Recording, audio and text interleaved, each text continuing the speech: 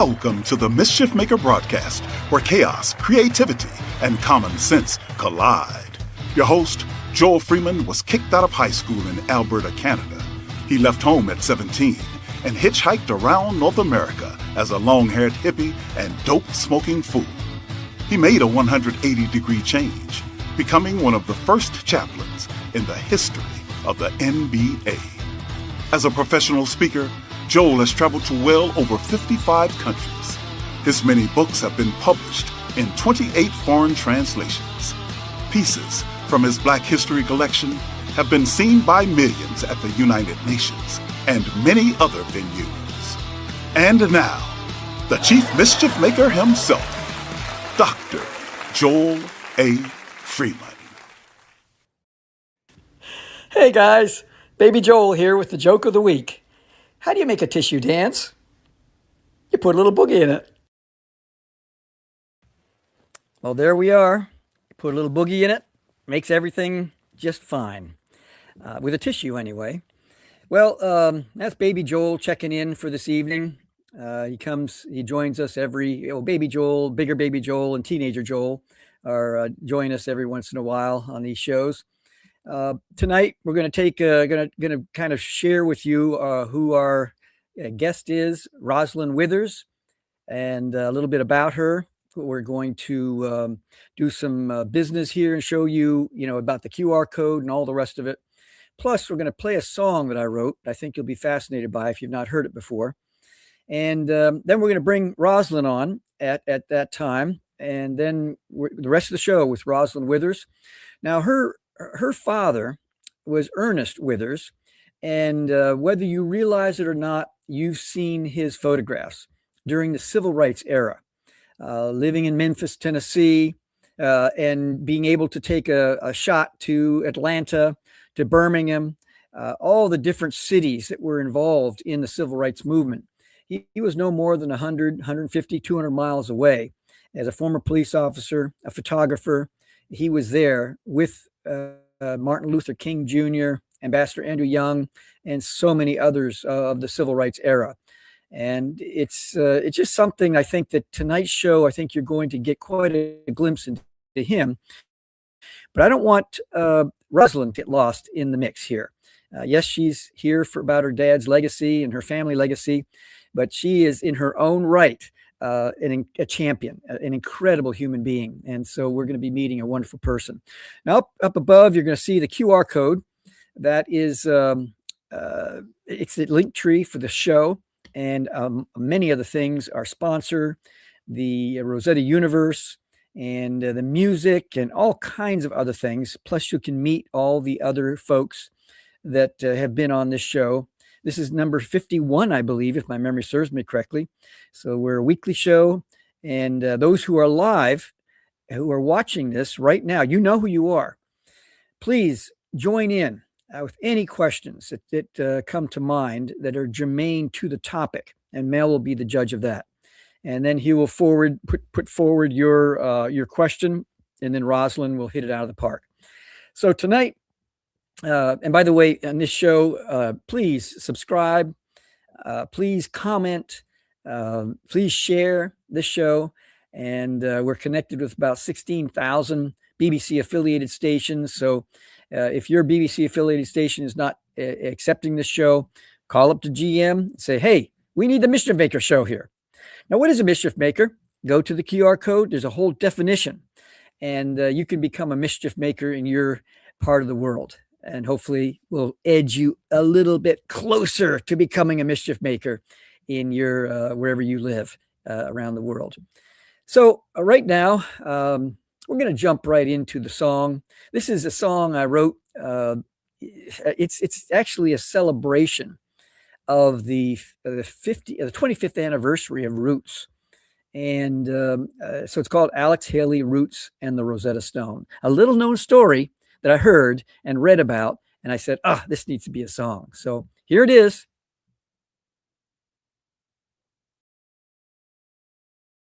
"1964, London calling name, sent to chase a star of silver screen fame. Julie Christie filming, and the meeting never came. So he lingered to see spoils from the old world untamed. A guided tour paused in the museum hall, where a fractured black tablet made Alex recall. Some codes hide quiet till the right key is turned. Every locked up past waits to be known. From bloodline whispers to a world of stone, roots speak loud through the Rosetta Stone.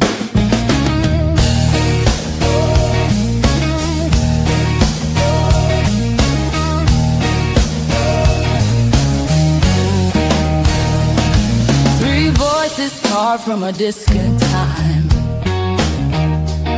hieroglyph, demotic, and Greek in a line. Champagne, listen where others guess.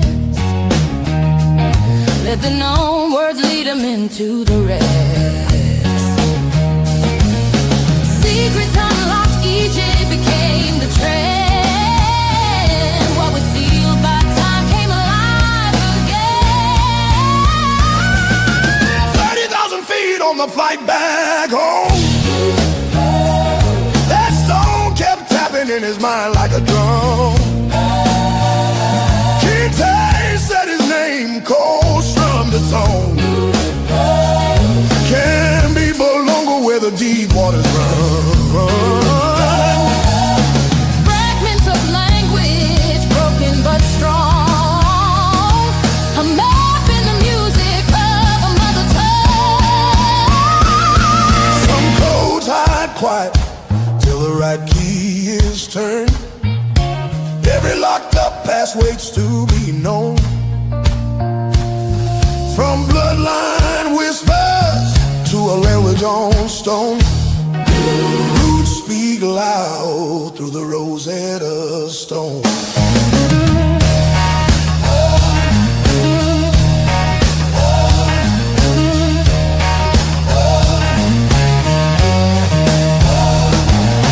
Hitting Tennessee, Mo's voice is gone.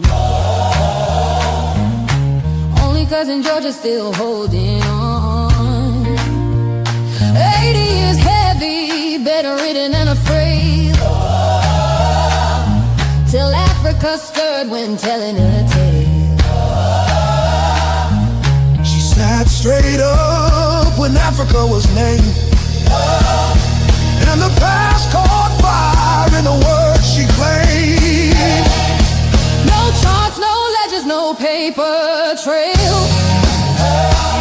Just scattered clues that refuse to fail.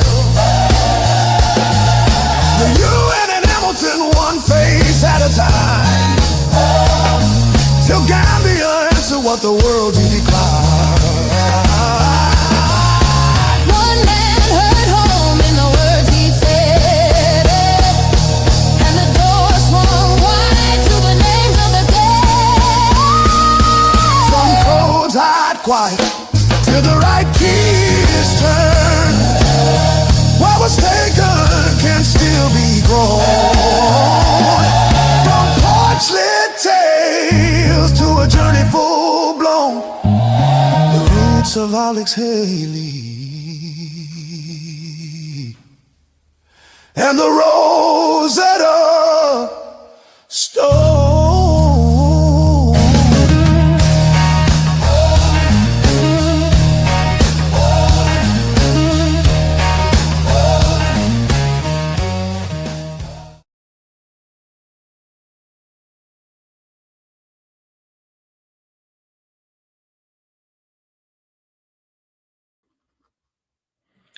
Well, there you have it.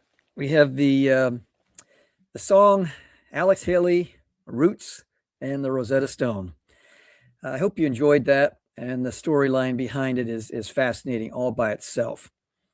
Well, we have Rosalind Withers. She's going to be coming on in a few moments here, and I just want to share some things. She's a world-class marketing, sales, human resources type person. She's worked with some, I guess you'd call it Fortune 100 blue chip companies like Eastman Kodak Company, the Raytheon Data Systems, Ryder Truck, and the rental company FedEx.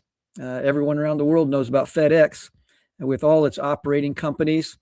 And she's had quite a career track and a record that has developed strategic planning and leading edge technology systems and implementation of new methods and products and services. She's the daughter of Ernest Withers and the founder of the Withers Collection Museum and Gallery that opened its door to the public in February of 2011, not long, a few years after the passing of her father. And she's preserving over 1.8 million images. Now, just imagine that. I mean, we have cell phones, and I'm sure some of you have 20, 30, 40,000 images on your cell phone, and you're thinking of how do I get rid of these, and they're taking too much space. And 1.8 million, you know, that's with a crank camera, you know, a regular SLR, whatever those cameras were back then. Making sure that every photograph, every negative is just right. Unbelievable accomplishment. And so come on in, Rosalind, and we're going to call you Roz, because that's what your friends call you. Perfect. And that's what we're going to call you tonight. Now, Roz, I spent a whole day with your dad back when he was alive. I was in on Beale Street, and a mutual friend had said, you know, I got someone you need to meet. And your dad had all these drawers he opened up and showed me pictures and looking at negatives and things that I don't know have ever seen the light of day in a regular sense. But I didn't really know who he was at the time. I didn't have a cell phone. I would have taken a selfie with him, you know, a picture with him. But that didn't happen. And so, but I have this wonderful memory with your dad. Now, I don't want you to get lost with your accomplishments in this whole interview, this conversation. But I want us to go back and what was it like growing up in the household with your dad taking off and hearing about something happening in Birmingham? And when did you finally realize that your dad's work was so historic? This responsibility. My father passed away in 2007, and he named me my mother's successor. My mother was the trustee, and unfortunately, my mom only lived 10 months after my father. Oh, my goodness.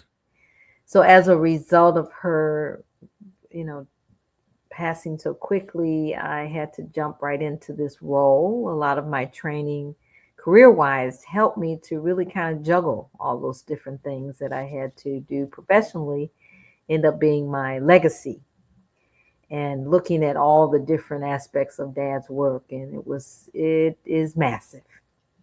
He having the 1.8 million images, it makes it very challenging because I did a lot of research trying to find a parallel, because, you know, it's so much easier to duplicate than to originate. And that was not something that I was able to find. I was able to find that volume or body of work all in places as institutional situations, but not as an individual. And to give you some comparisons of what that may look like, we did a project with Major League Baseball, and in their collection, they have 1.8 million images, but they have over 52, I think I was told, 52 different photographers to put together 1.8 million images. My goodness. Ernest Withers has 1.8 million images as a solo person.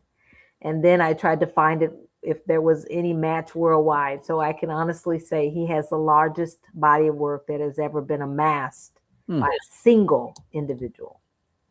That's incredible. Now, you know, I spent a year in high school. I took a photography class, and we took pictures, but we spent a lot of time in the dark room. Did he do his own darkroom work, or did he job that out to somebody else? Yes, he did. Oh my goodness. He did Hmm. his own black and white development. Color, he did not. He did labs. He used lab because the technology of color was a bit different Yes. during that time. But all of his black and white images, I mean, it started as early as the 40s. That's really the entrepreneurial experience that he and my mother had together. Right out of the military, he stepped into, wanting to have a photo studio. So he and his brother used their GI Bill Mm-hmm. to open the first Withers studio. And one of the things that was very unique to Memphis and really not really repeated to this day is that there was the Martin brothers who owned the Negro League team. Mm-hmm. That's why we had the relationship with Major League Baseball, because we had images that helped them to really surface some of the acknowledged Negro League players when they incorporated them into the stats.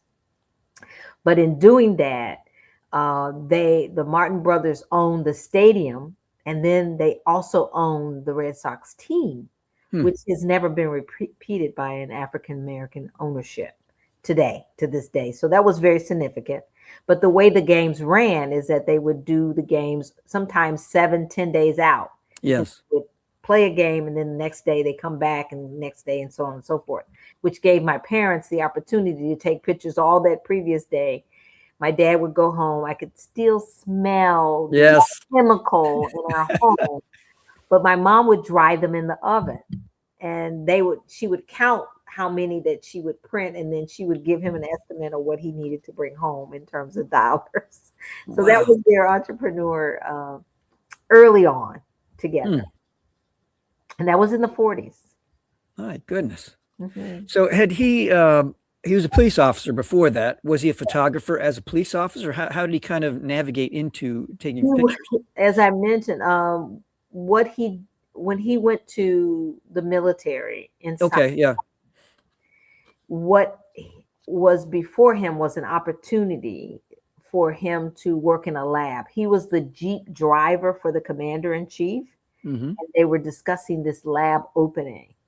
And he asked if he could actually work in the lab. And here's why he was interested. At the freshman year in high school is when my aunt had gifted her boyfriend, who ended up being my Uncle Harvey, a camera, and he didn't want it. He rejected the camera. So my father asked for the camera. Wow. And when he got the camera, he took the camera and started tinkling with it and using it. And then he had the opportunity at a school rally to go up all the way in the front of the stage and take a picture of Marva Lewis. And Marva Lewis was Joe Lewis's wife. Yes. And she was like a Halle Berry, gorgeous at that time. And he became the most popular guy in school because everyone wanted a copy of that picture. And that was the bite that got my father interested in photography, because it made him popular. And then it gave him the ability to give people something that was very unique, and especially back in those days, be able to print and a frozen moment in time and give it to someone. It was very, very, very unique back then.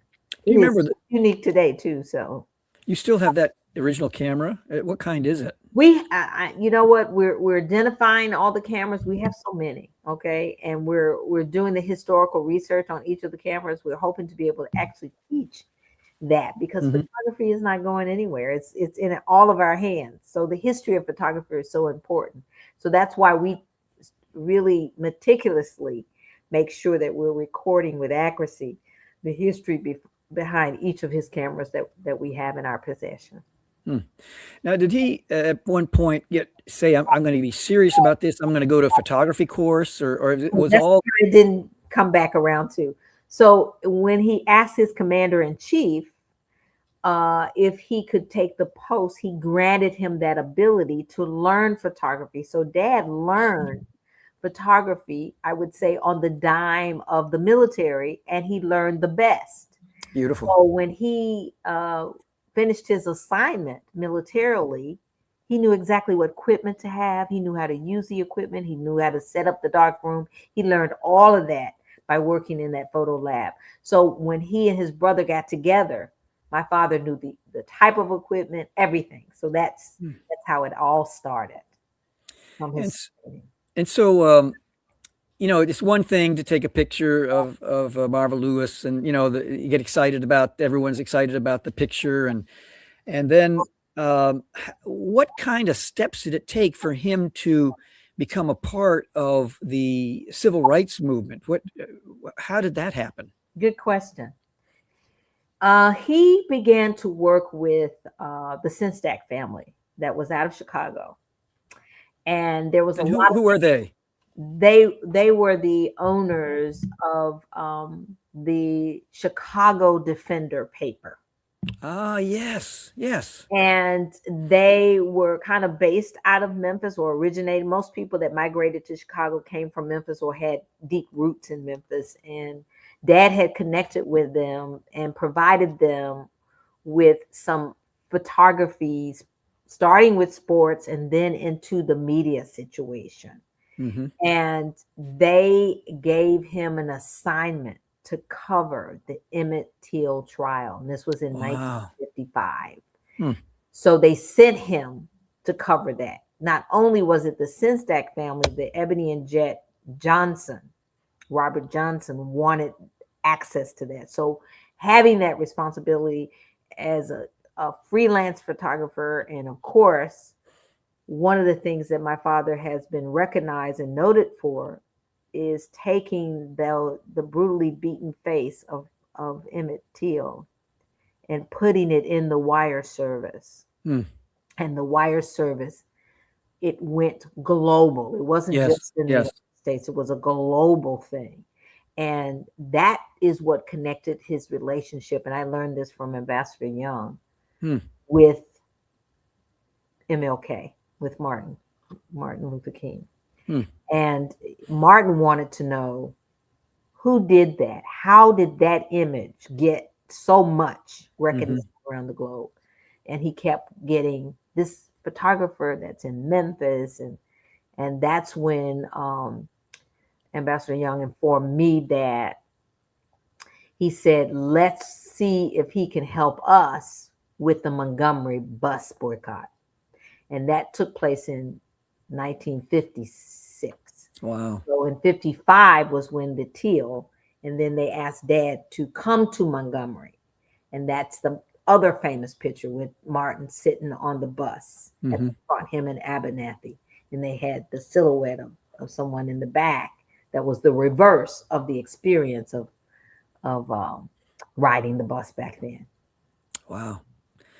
And so what they would do is they call him up and say, hey, this is what's happening, and would you be here at such and such a time? Or that's what Ambassador Young informed me, is that he reached out to him and he said, are you the one that was able to get the Emmett Till image across the globe? How did you do that? He says, well, I just really called in some favors, because he would be supplying some of these journalists images in places where they couldn't get as a freelance photographer, because I'm sure they didn't hire African-American photographers. So he would sell whole rolls of film.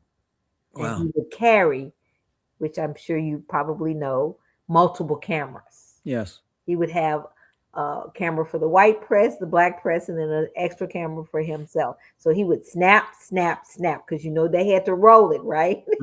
Yes. So that's how he covered so much, is that he would have these multiple cameras covering those moments. I just think of the logistics of all that, getting one roll out, putting another one in, and making sure that he did it with finesse, and he sold the rolls of film, and the significance of one of the images that he just got credit from Getty about 5 years ago. And the credit that he received is of Mose Wright pointing and saying, this is who killed Emmett. That photograph was taken by my father. Now, he released that photograph to the wire service, and he did it not just to get paid. He did it because if the judge, if you remember any scene in any of the story, how he threatened those Black photographers and journalists that if they took a picture in his courtroom, that they would die. Whew. So that was very dangerous for my father to take that. And a little while after it came out, because many of the memoirs that was written by I can't think of some of their names, but the ones that were there, Alex Wilson, and all the other photographers and journalists that were present at the Emmett Till trial, they all wrote that Ernest Withers took the only photo in the courtroom because they all found out after the fact that he took it, but he sold it to the wire service. Wow. I can't even imagine the word guts comes to me. Courage. Yes, the bravery. And when I reflect on what he did, because he did a self-published book when the trial reached a verdict of not guilty, he did that published book because he did not want the story to be erased. And if I could read you what that says, it is one of the things that really, when I feel overwhelmed and lose perspective sometimes of how important this is, when I read that one paragraph, it puts me back on track. You have it right there? I can get it. Yeah, actually. Well, I'll tell you what, at the break, we'll come back, in about... paragraph. Okay. Yes, I could definitely do that.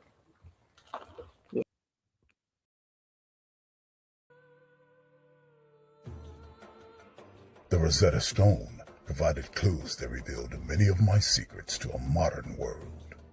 Come learn how even more ancient mysteries are unlocked by the Rosetta Stone Traveling Exhibit Project.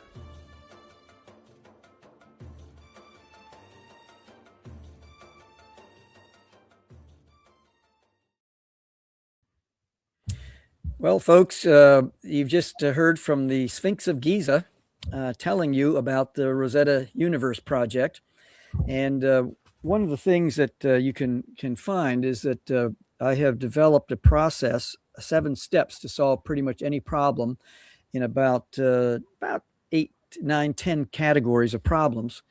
And we're developing some pretty cool stuff. So if you go to the QR code above, the number 1 on the link tree is the rosettauniverse.com. Just go there, check it out, watch the videos, and then call me. My cell number is right there. Call me, and then any wisdom, advice, or ideas that you might have, I'm wide open. Furthermore, I designed this belt. This is the Jack Johnson belt I designed.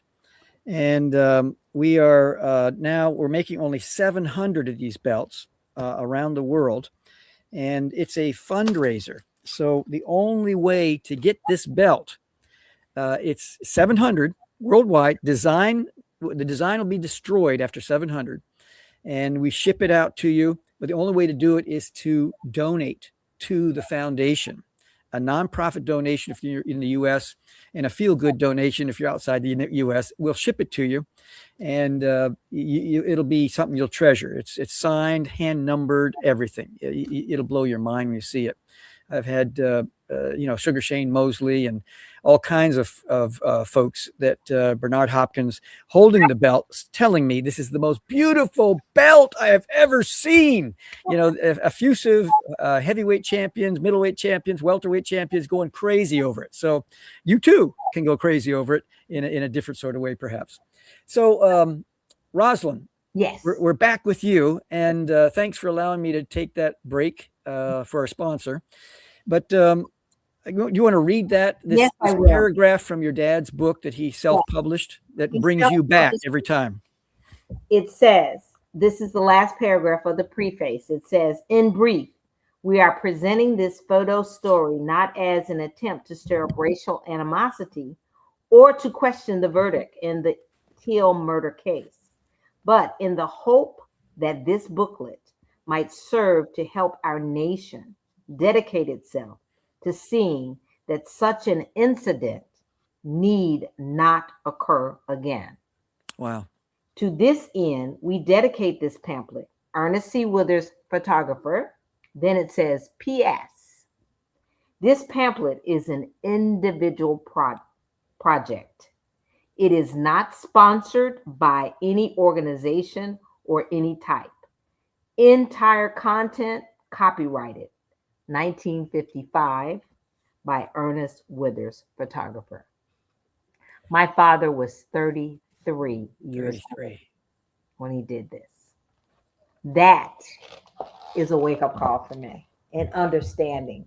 Did he understand the significance of what his role was as a photographer and the preservation of history that he self-published this little pamphlet? Now, fast forward my day, I get invited to Monticello to do a exhibition as well as to speak to a audience at Thomas Jefferson, the Monticello.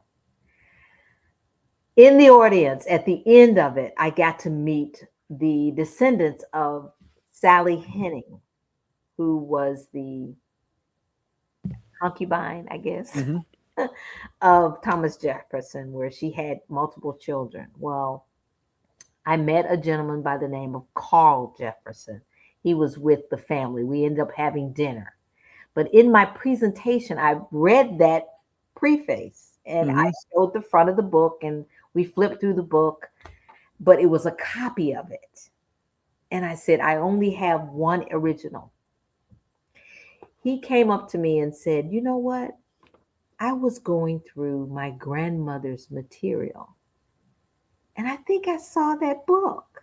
No kidding. Oh my goodness. And I said, really? He says, yeah. He says, can I have your number? If I find that book, I'm going to call you. He called me before I left that night. And he says, I found it. The only thing, he tells me, I want to give it to you. But it has my grandmother. She wrote a telephone number on the back. I think I'm going to try to get that. He says, don't touch it. Please don't. Leave it just like it is. He met me at the airport that morning and gifted it to our family. Wow. Can you imagine a descendants of Thomas Jefferson having a book that Ernest Withers published? My goodness gracious. And gave it back to us? Oh, that's... So our family only owns full circle of the original. So I was reading the preface before then. So do you think my father was saying, this is important to me? Man, I can see how much that, how deeply that goes in you, just in the way that you're describing this. Yes. It's quite important. So my legacy is to preserve the history in such a way that we have the ability to share it.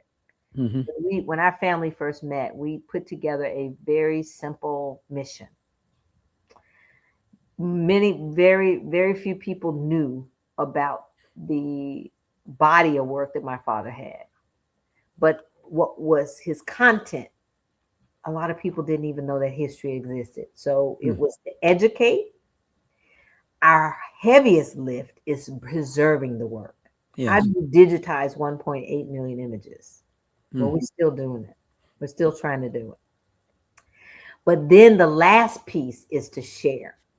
And that's the part that I have worked so diligently to get a solution, especially in our historical day-to-day experiences that is happening right now. We're having history happening right now.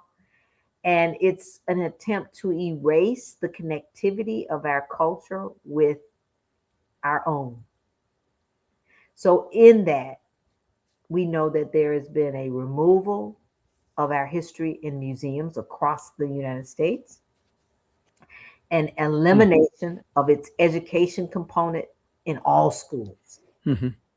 So how does this history get taught? I was on a 4-year project with Microsoft. They gifted us $252,000 of Azure a platform in which we've designed a solution to that. And one of the things that the Azure platform allows us to do is that we've done a hologram of my father. Really?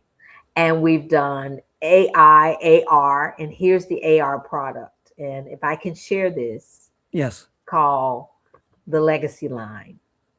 If you Google Legacy Line, you will see the product that we have worked with.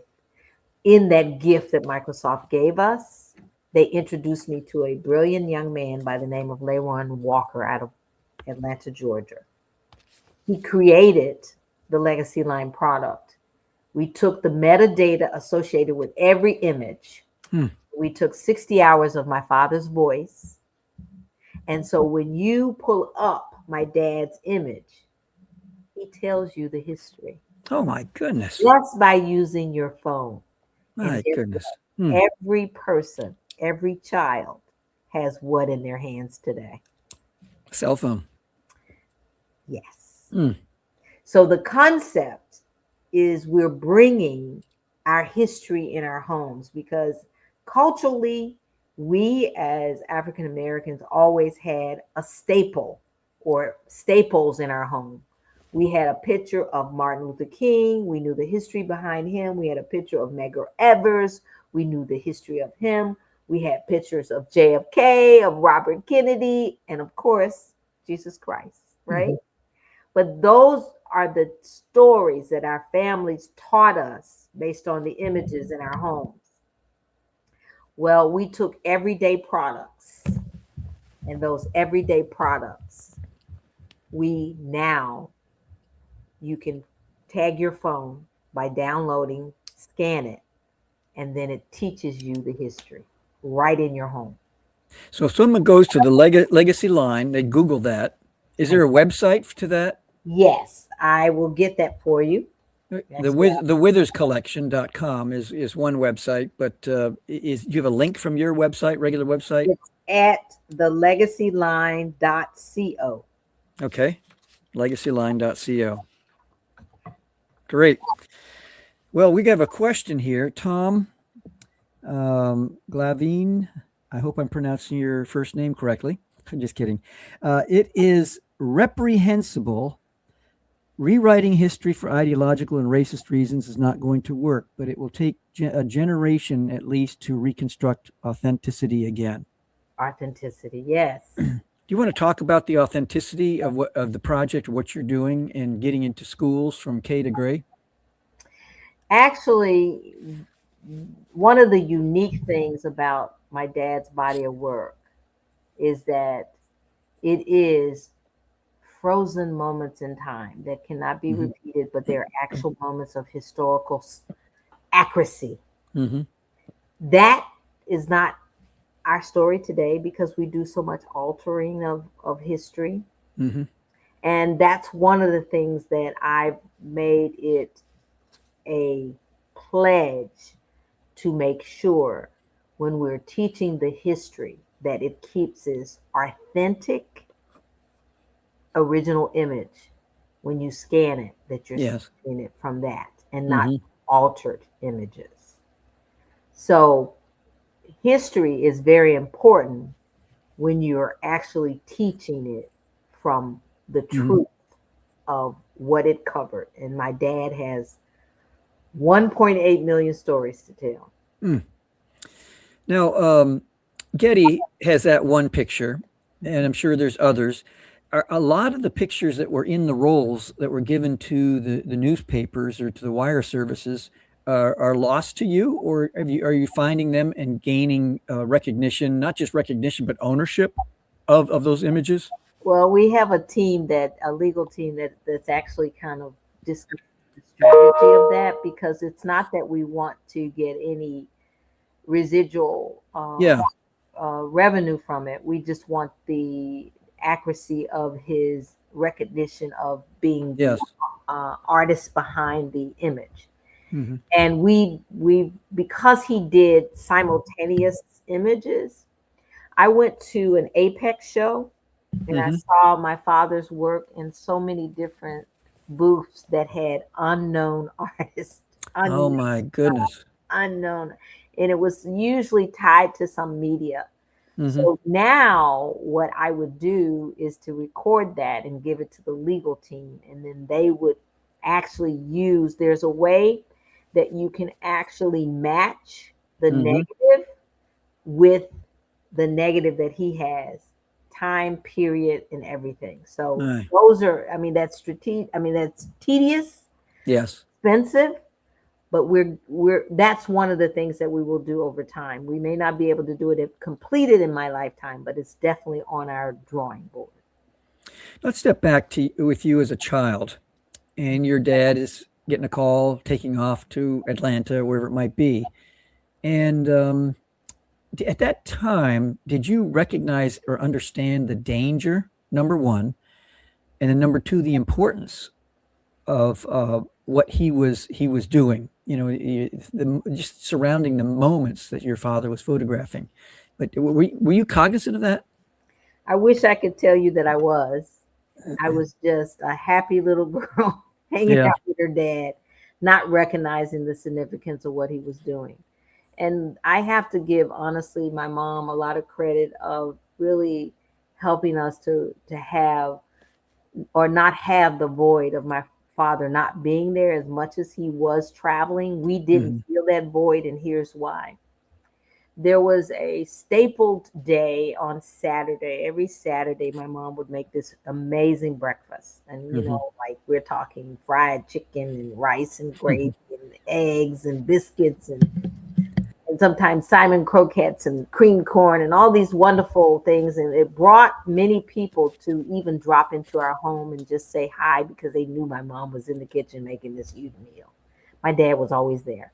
So if Wow. there was something happening on a Saturday morning, chances are my father was not there because that was something that we did as a tradition, as a regular thing. And she herself established his presence because of that. Hmm. Without that, we probably would have felt more of his absence Yes. than his presence. Hmm. But because we had that and it was anticipated, my father knew, my mother obviously required him to be there, and he was there. Mm. Now, Very were there? rarely he wasn't. Sorry. Very rarely that Yeah. he was not. Mm. It had to be something approved by Dorothy if he was not going to be there. Now, are there any conversations you had with your mom or your dad that helped to shape your understanding of race, justice, history? Actually, you know what's interesting, and I was very touched by the Alex Haley story because there is a direct connection Hmm. with Alex Haley and our family, and I'm going to answer that through Alex Haley. Okay. Um, my brother was the youngest state legislator elected in the state of Tennessee in '74. He was 22, and we it brought attention to him, and Hmm. Alex Haley spoke in the House, in the Tennessee House, Really? and he wanted to meet my brother. Came to find out that my mom's aunt was his caregiver as a child. No kidding. Oh, Yes, that's that crazy. that bonded them, and they were bonded, and he spent a lot of time with my brother Teddy and challenged my brother Teddy to really go to Africa. Hmm. And guess what?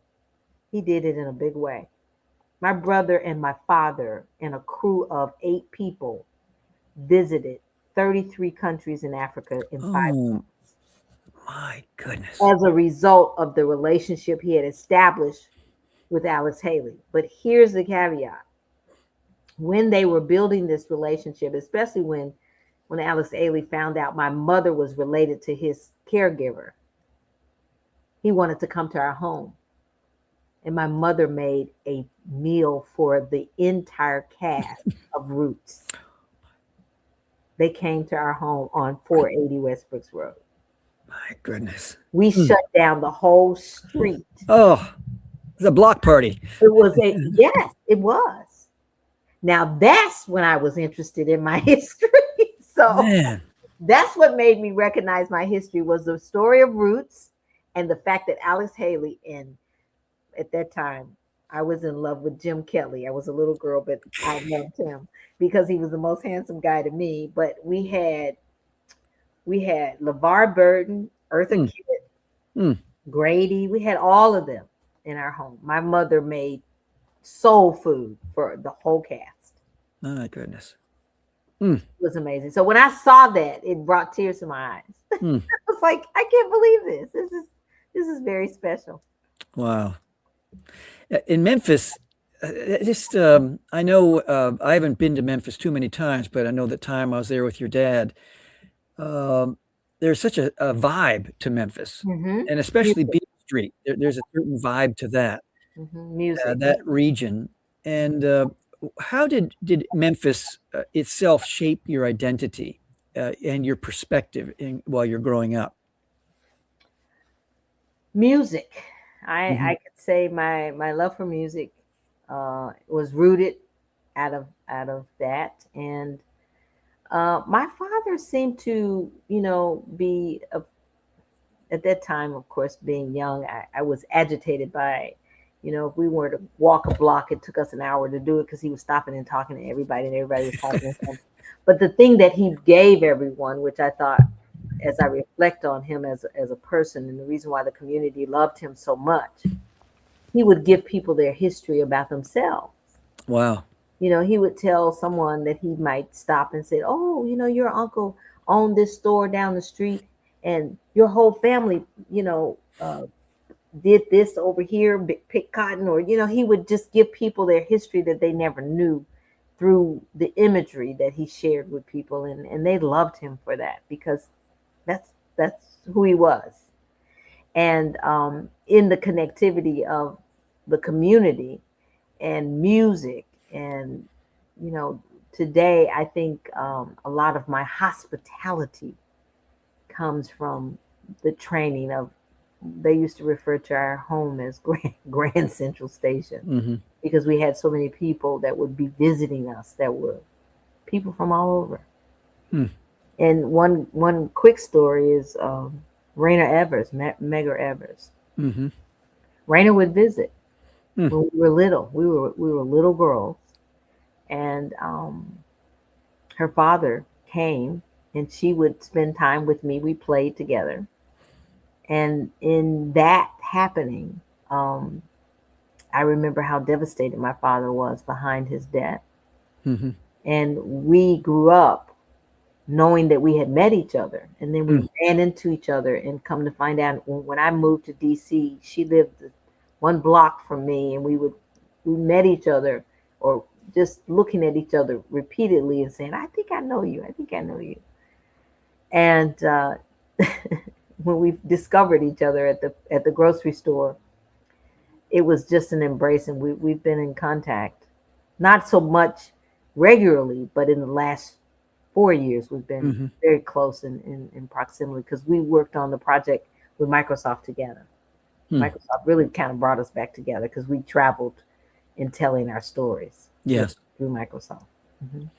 So you, back, I think after your father passed away, a year or 2, 3 later, there was a journalist that wrote an article about your dad that I'm not going to even try to frame it. Would you frame it? Our world. Yeah. Would you frame it for myself and the audience? Because I wrote about it in the textbook Black History 365, and I called it Ernest Withers, A Complicated Man. Can you frame it for us, and then explain, how it hit you, and the controversy that emerged, and how you've dealt with that? Well, when it hit, what's interesting about, his name is Mark Parisi. I probably shouldn't give him that much credit, and I say that only because of the way he did it. Yeah. Came to me. I was not really living in Memphis. I was remote, kind of dealing with my dad's asset. And he told me he was doing a research story on the FBI. And my father had the most comprehensive files of the FBI during the civil rights movement. And he wanted to come to look at some of his history. And at that time, I was in South Florida. So I assigned my niece to let him come in to take a look and do some research. But she's very meticulous because she's a a law enforcer. So she wouldn't let anybody get away with anything. Yes. That's what made you comfortable even doing that. That's exactly why I was very comfortable with her doing it. And so she said that he only spent like 5 minutes. He didn't spend a long time. He just because it wasn't organized and it was very overwhelming. So when he went in there, he probably was like, "Oh no, this is such a good." I could see that. It was chaos, So what I realized after the fact is that he checked that he had met with our family. You understand? Yeah, check that box. He checked that. So if you interviewed him and asked him, well, did you, meet with the family? Did you see his art? Yes, he could say yes. You understand? So I got that after the fact, but I didn't get it then. So, of course, his credibility, when I realized that he broke the story and who he was and what he did, because he wasn't honest with me, I was hurt. I can only imagine. Because he could have positioned that more truthful to me.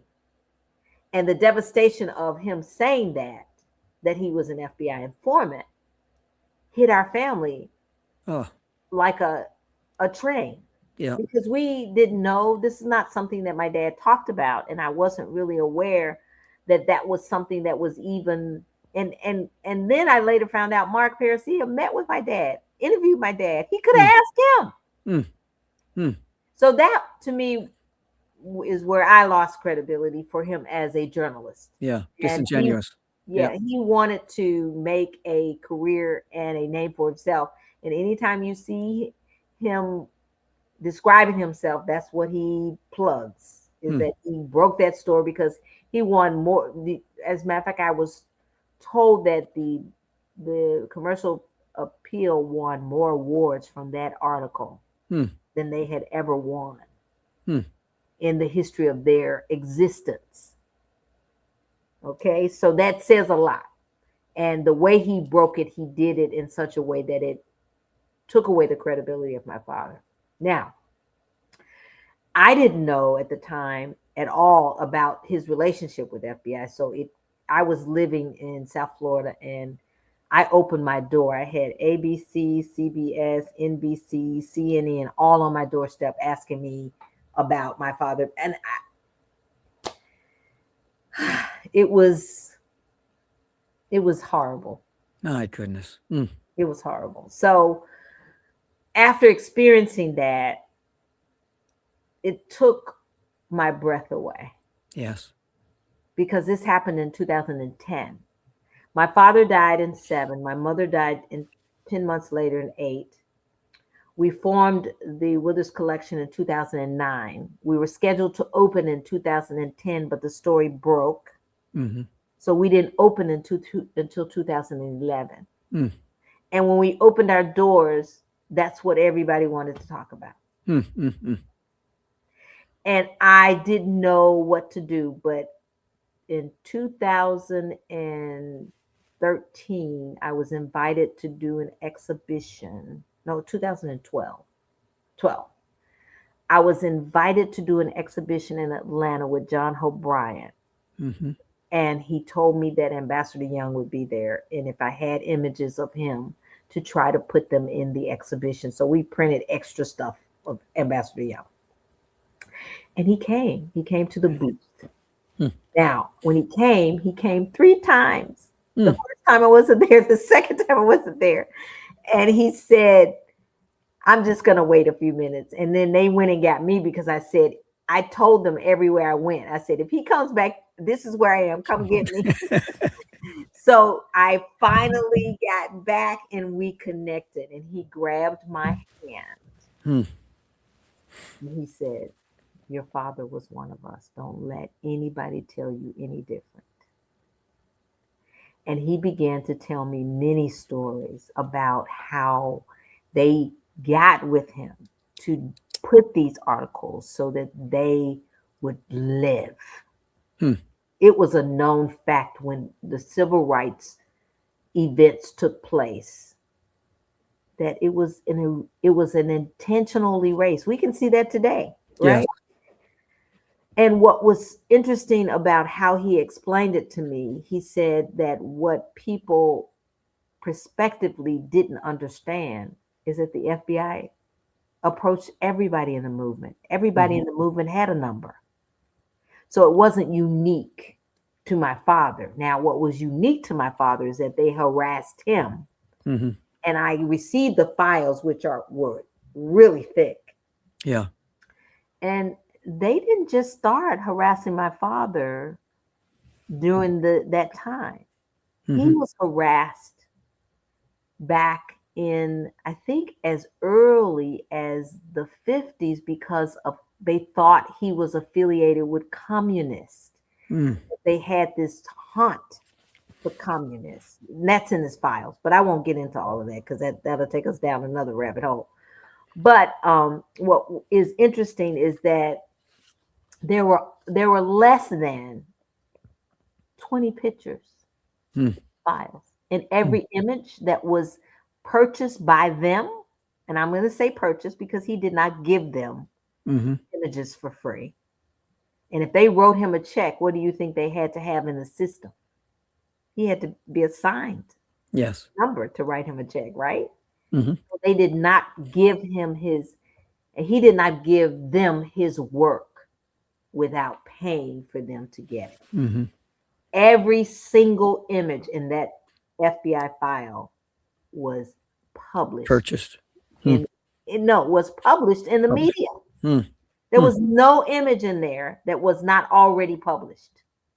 My goodness. You know, as I was researching to write in the textbook, I called Ambassador Andrew Young in a cell, and he was the kindest, you know, just spent a good 25 minutes with me talking about your dad. And he said that Martin would not be concerned. He says everything we were doing was on the table, you know, above board. And so Martin would have enjoyed the fact that he was making a little extra money on the side. And that was his take on you know, Ernest Withers, A Complicated Man. Well, he and he's become my mentor. He did the preface in this book that I shared with you. This is The Revolution in Black and White, which is out of print right now. We're trying to reprint it. But as long as the tariffs are what they are, we won't be able to do it until that's settled a little better. But 1 minute, by the way. Okay. And so as a result, he did the preface in the book because he and I had many conversations and he helped me to appreciate what it was like. I mean, people today, do you rebut against the ISIS? Do you tell them what to do? They come into your home, or do you tell them how you want things done? My father was a working man and he had respect for law enforcement because he was one himself. And if they asked him something, he answered it. And he actually made a quote in his book that was published in 2000 that he stayed out of meetings where real decisions were being made because it would have been trouble. Wow. He knew that he did not want to be the one to give any information out. So he did not stay when things were happening. He was there when they wanted him to be. Rosalind, I could go on. I've got about 20 more questions in my brain right now. But thank you so much for taking time out of your crazy schedule to be with us here on the Mischief Maker Show. Oh, you know, you're one of my favorite people on this. Likewise, we got a mutual admiration society. Thank you so much. And give my love to the rest of the team there too. I will let them know. God bless you. Thank you. Well, folks, what a wonderful time with her. Next week, we're going to have Muhammad Mustafa. He is the chief curator of everything wooden in the Grand Egyptian Museum, the brand new spanking new museum in Cairo, Egypt. And he lives in Japan and back and forth to Cairo, and he'll be with us next time. Well, folks, all I can say is eebity. That's all, folks. You have just experienced another episode of the Mischief Maker broadcast. Hit the subscribe button. Connect at chiefmischiefmaker.com. Thanks for coming along for the ride. And hopefully, you are now a bit closer to becoming a mischief maker in your part of the world.